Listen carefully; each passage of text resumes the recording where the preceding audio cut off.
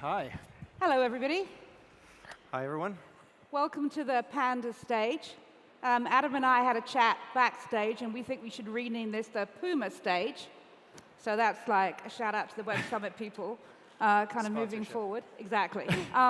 So before we begin this conversation, I think it's probably good for us to just talk about some terms of art. So we talked about how Puma is moving from being a storytelling organization to a story-doing organization. And what we mean by storytelling is that, the kind of old-fashioned way of building brands was to get really clear about what your story was, and then broadcast that, through communication, primarily paid media.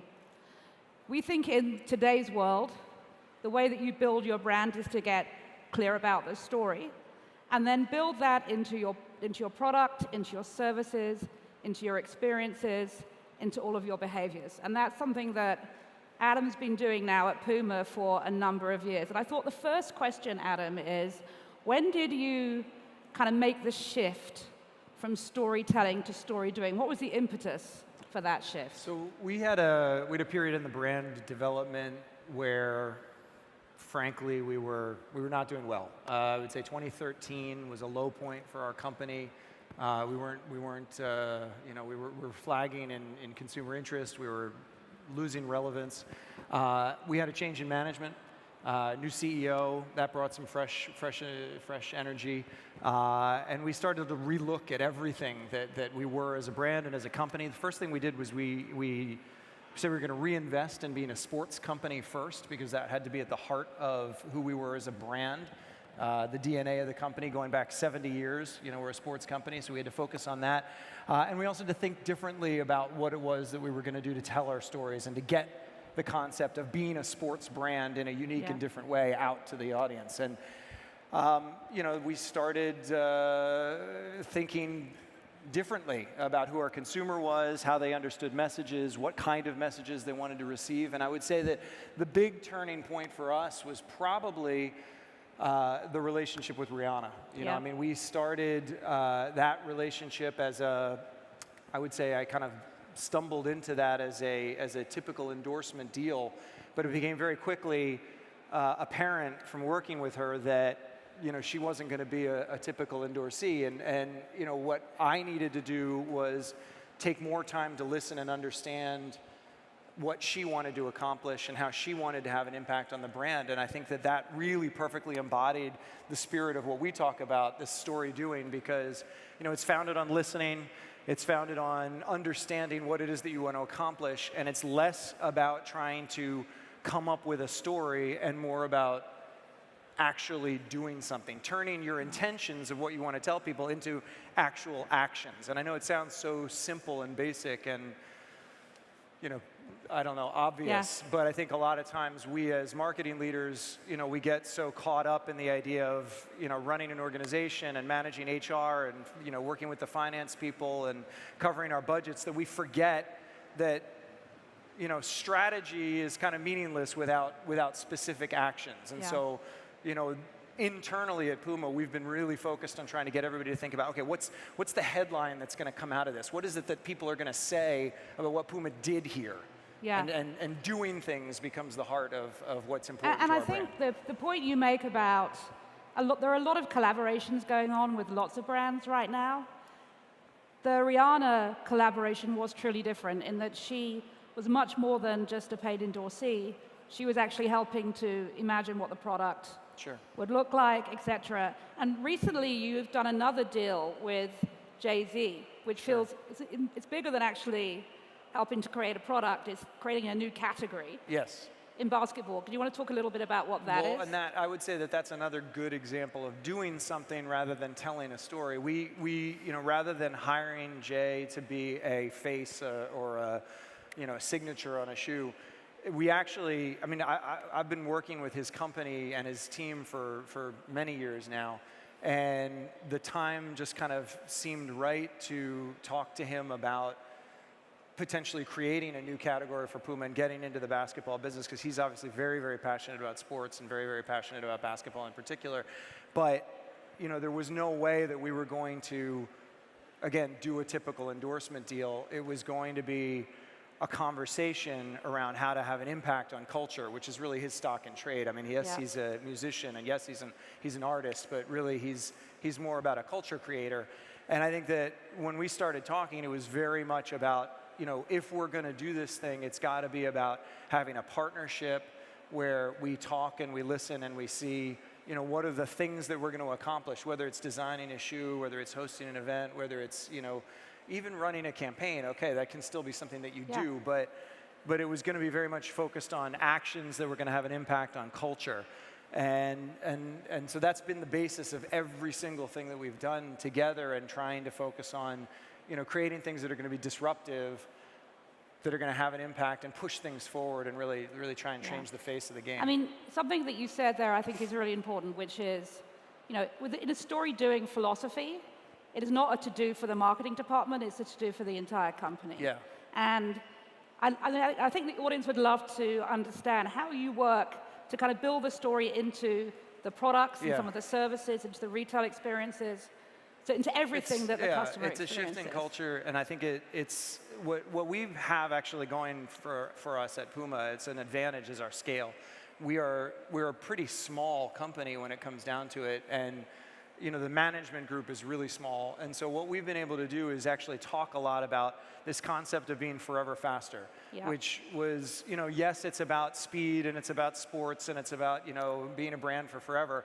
But really what it came down to is it's about always trying to improve. Forever faster to me literally is like translated as, always doing better. And what we knew we needed to do as a leadership team or as a management team was to kind of collaborate in new and different ways than we had previously to kind of always find those areas of improvement. So, greater collaboration between product design and marketing has been absolutely a game changer for us, and being able to have the marketing team engage with the product design team, whether it's around collaborations, that's the easy one, but it's also around what are the things that we want to accomplish as a brand in a given season or in a given year or in a given period of years, and then working to create the products that really accomplish those objectives. And so it might be, yes, we want to get into a new category, or it might be that we want to, change the way we interact with our motorsports collaborators, for example, and bring that more to the streets. That's something that I think is an objective that we can say that's something we're going to try and do, and it's going to have an impact on the product, it's going to have an impact on the experience, it's going to have an impact on the way that we engage with our consumer at every touch point. And when you talk about the consumer, you talk about them as being generation hustle. Generation hustle. And generation hustle, if you're going to engage with them, that's really about basically moving at the speed of culture. Can you talk a little bit about how you kind of came to that? So working with you guys, we did a lot of research and a lot of thinking about what was fundamentally different about the consumer, when we were rethinking everything from where the consumer had been 10 years before. And I think the biggest change that we've had, over the last 10 years, let's say, from 2008 to 2018, you've had an enormous period of transition that's been led by, the invention or the release of the iPhone in 2008, the election of Obama, the global economic meltdown, all these crazy, tumultuous things that have affected or driven the way that our consumer sees the world, rise of social media. All of this stuff combines to create a consumer that is hyper open, super aware of things that are going on in the world and super open to new ideas, incredibly focused on kind of personal branding, very conscientious about branding and aware of branding. Very collaborative, very interested in pushing things forward in a very collaborative way. I have had a lot of people say to me, well, the way that I create is by listening to and working with all the other creators that I know, and then, we're iterative, and that's our process now. And, and I think that the consumer has developed in this way that is unique maybe over the last, 20, 50 years even, because they also don't trust they don't trust governments, they don't trust institutions. They've been failed in a lot of ways by the global institutions that everybody sort of felt protected by previously. And so now consumers actually, and I'm even surprised to see this in some of the research and insights that I get, but consumers actually look to brands to make things better. Believe it or not, I'm doing a lot of research in activism right now, as you know, and our audience is hyper activist and very focused on trying to change some of the cultural ills that we're facing, and they believe that brands are a potential force of good, and so I think that's something that we have to react to as a brand, and what we cannot do is violate the trust that our consumer is giving to us at this stage. And so that means that we have to be dead honest, we have to be dead transparent, and we can have no bullshit. And advertising is, I think over the history of advertising, if we're looking at like 150, 250, 600 years or whatever, it's mostly about bullshit. And so we have to stop that and earn the trust of our consumer by doing things that they are just going to think are interesting. So one of the questions from the audience is, you've kind of opened the organization up to working with folks like Rihanna, Jay, to Generation Hustle. They're actually involved in the process. How hard was that inside the culture at Puma? How hard was it to kind of let the outside in? I don't think it was very hard, actually, because we had a lot of people who knew that we were not in the greatest position in the first place. Yeah. And I think that, one of the things that I think has come from our CEO down is a sense of humility at our organization. And I think that's really, really, really, really important. I don't think that anybody, or at least I'd like to think that nobody at our brand thinks that, we're going to be the greatest, we're going to be the best, this is going to be the be-all, end-all, this is the thing that's going to define the universe or whatever. We want to create with humility. And that means that, we're open to listening, and we try and listen more than we speak. We try and, pay attention and focus on the needs of the consumer that we're trying to serve, rather than trying to push that out. And so listening to what other people were saying, hey, this is how you could do better. It was like, well, what other choice do we have? We have to improve. And if our mantra is going to be forever faster and always improving, then it's going to be about listening, and it's going to be always about trying to be iterative and focusing on what other people are suggesting. And I don't know, I find like, you can totally overthink it very, very easily if you start to get caught up in strategery and if you don't just like listen to what people are telling you they want. A lot of times the answers to the test are right out there. You just have to listen to what people tell you should do, and sometimes they're right. You talked about Generation Hustle being activists in many regards. And recently you launched a platform called Team Reform. Yeah. Do you want to talk a little bit about, actually, I'm just going to say something before we do that. So Team Reform is something that Adam and his team had been working on for, 6 months, a pretty long time. Yeah. And then literally a week before they launched it, Nike launched the Kaepernick Just Do It ad. You're airing the laundry. Which, is their ethos is just do it.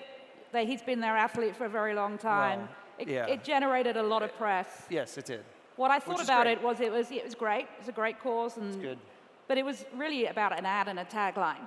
You've launched this thing called Reform. So tell me about what that is. It's based on the principles of StoryDoing, which are, again, like, so Reform, I have to take a step back. Reform to me is about turning the intentions of our consumer, because every consumer, every kid that we serve knows that they want to try to make the world better, or at least thinks that they want to try to make the world better, and they just don't oftentimes know how. They know I can take a knee on the sideline of my high school football game, but I don't know what else I can do, and I don't even know necessarily what that means. So we feel like we have an obligation, maybe even a moral imperative, to try to help our consumers to turn their intentions into actions, right? It's a part of our philosophy. It's what we're trying to do. And, we have this amazing person in our family named Tommy Smith, who was from the picture. Tommy's a great guy, and we've worked with him for over 50 years. And this was the 50th anniversary this month of the symbol, of the silent gesture from Mexico City. And he was kind of the motivator for the whole thing. It was like he's spent his life trying to get young people to learn how to take actions, learn how to do what maybe they didn't think was possible through activism and through, pushing the limits and trying new things. And so he's really the muse of this whole thing. And, that was 50 years in the making. So I think that the goal that I have for reform, it's just starting right now. It's a long-term thing. It's something that we're committed to for many, many years. But it's like, we want to build a set of actions that we take as a brand that get people inspired to push for change, whether that's changing in the criminal justice system in the United States, whether that's reforming racism in sports, whether that's tackling issues like gun control. Again, the United States, very, very important hot button issue. Yeah. But there's a lot of opportunities for us to, as a brand, be a positive kind of healing force in the world. And if we're gonna exist in the world, we feel like we have to do that. Like we have to play our part, because otherwise we're not taking responsibility and we're not being. So given all the audience out here, if they wanted to become a story doing brand, if they wanted to make that shift from storytelling to story doing, other than hiring us, what is it you think they need to kind of consider and take into account? Yeah, so there's a couple things that I think we have to be done. Number one, it's listening more than talking, and it's really truly believing that you're never gonna achieve perfection. You can only strive for greatness, and really try to work to making a product or a service or a concept that's going to be meaningful. And don't try and cheap out on that. Really focus on trying to make a product that's great, or a service, or whatever that your audience is really going to love and to value.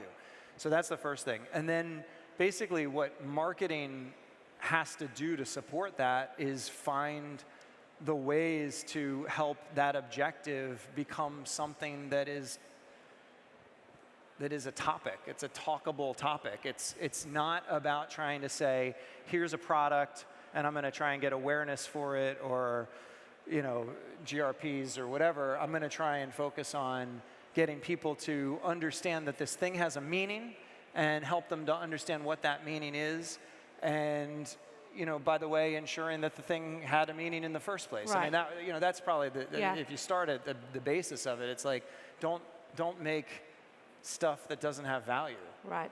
Cut all that stuff out and make things that have meaning, and then basically ensure that you create ways for people to talk about it. It sounds so simple and basic, but I think that, again, like, we get caught up as marketeers in strategy, and we forget oftentimes that the basic stuff, the basic elements of human communication are still the thing that are it's most valuable. Yeah, I mean, one of the things that we spend a lot of time talking about is that, this is not about, TV as a medium, or Facebook as a medium, or Pinterest as a medium. It's really about people being a medium. Yeah. Right? How do you light up the medium of people? And I think you do that by getting them to participate in your kind of business and your brand. And so, I think understanding that it's about participation and not persuasion, I think, is a lot of why you've been so successful with the work that you're doing. Even with the collaborators bringing in, they're participating in the brand. They're not just endorsing the brand. Yes. There's a question here that I think is kind of interesting. So in 10 years, do you see Puma more as a lifestyle brand or a sports brand? Puma's always going to be a sports brand. It's easy. I mean, I'm sorry, I don't mean to be dismissive of the question, but Puma's a sports brand because that's the DNA of the company. I mean, we can be a sports brand that is a lifestyle, I guess, and you can achieve sort of lifestyle brand status as any kind of brand.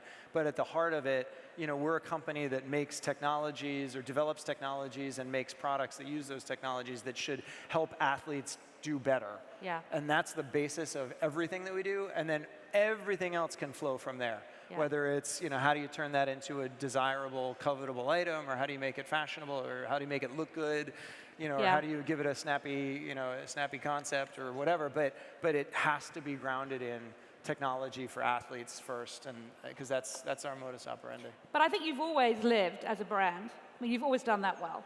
But I think you've always lived at the intersection of culture and sport. Yes. Which I think is what makes you guys 100%. so... That is the single most important insight that Yeah. we have as a company, that sport is culture. Yeah. And that, the culture of sport goes beyond the competition. The competition is just, I don't know, if you're playing football and it's 90 minutes, that's 90 minutes of the day, but the culture of football is all the other stuff. By the football, you media mean consumption. soccer. Soccer, Right? yeah, sorry, soccer. I'm in No, Europe. they call it football here, I think, actually. It's just in America they call it soccer. But I mean, the culture of football is the haircuts and the cars and the, all the Yep. other things, the Twitter and, All everything of that else, the humor. fantastic stuff. Yeah.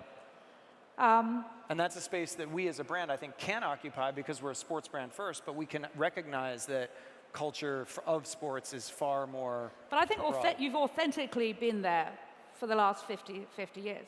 You've authentically been in the place where culture and sports intersect in a way that I think so. some sports brands don't. I think that we've been blessed to have an interesting management mindset from the very beginning. If you go back 70 years to the founder, who believed that it was the personalities of the athletes that really was the thing that was going to capture the imagination of the consumer. And so we've had an amazing set of ambassadors over the years between Pele and Maradona and Boris Becker and Walt Clyde Frazier, these amazing athletes who had personalities that were so big, Joe Namath, like these were all Puma athletes who really lived beyond just the sport or the competition. And I mean, I think you also did some things like sponsoring all the African soccer teams kind of back in the day. Absolutely. So, I mean, you were always a kind of doing brand, I think, in that regard.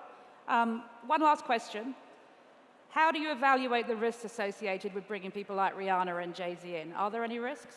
No. As long as the ambassador exemplifies your brand values, there's no risk. And that's the thing. It's like when we went and sought out a partnership with Rihanna, it wasn't like I was like, there's 50 different people that I could go and work with. There was one person, and it was her. And it was like, you're the one for this. And if she works because her values match ours, then it's never a risk. That's great. Thanks very much, Adam. Yeah, no problem. Thank you. Thanks, everyone. Thanks very much.